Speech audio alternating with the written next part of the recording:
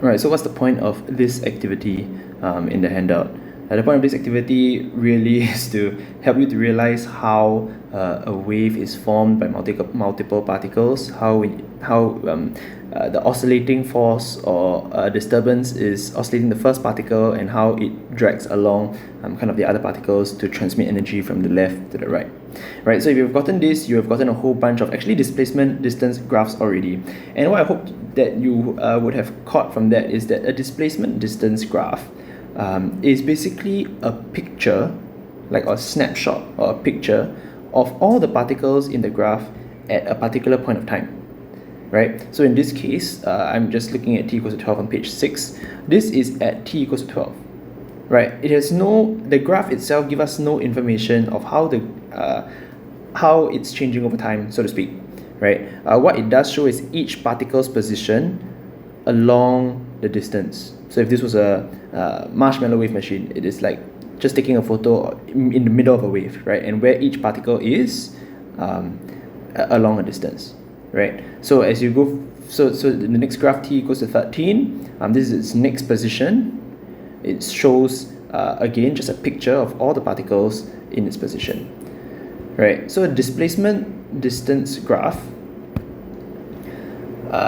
So for example, a transverse rope wave that looks like this can be represented in displacement distance graph, and it will look exactly the same. It's like taking a photo, measuring the distances just like you did in the activity, and then plotting it out onto a graph like this, right? So displacement distance. So where the blue dots representing P, Q, R, S, S here, so on and so forth, represents the ribbons, right?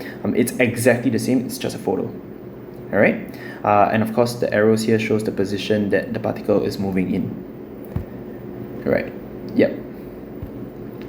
So as if I haven't emphasized enough, this is a displacement distance graph. Okay, it's different from a displacement time graph, which shows you how one particle moves over a period of time. A displacement distance graph shows you all the particles in the wave, but it is a snapshot. Okay, so a snapshot of several particles in a wave at a particular instant of time. All right, so with that, I'm just going to go ahead and give you a few more terms to describe the wave and certain features in a displacement distance graph. Right, so a displacement distance graph gives us different features because we have the one axis is now distance. We can get different features from the graph. But first of all, describing waves using a displacement distance graph. So snapshot again, you get, and then you put the axis and you get a graph, right? Crests refer to the highest point of the transverse wave. So what are the crests in this wave? That's right, P, S, and V are the crests of this wave. All right, and then what about the lowest points? So the lowest points are called troughs. Okay, the lowest points of all the waves on a transverse wave are called troughs. So where are the troughs? Yeah, that's right, R and U. Okay, it's that easy. All right, moving on. Amplitude, right? Can we still get amplitude from a displacement distance graph?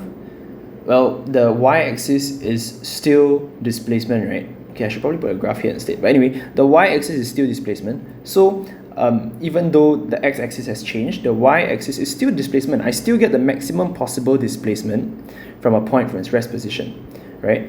I don't know what that laser is doing there, but yes. So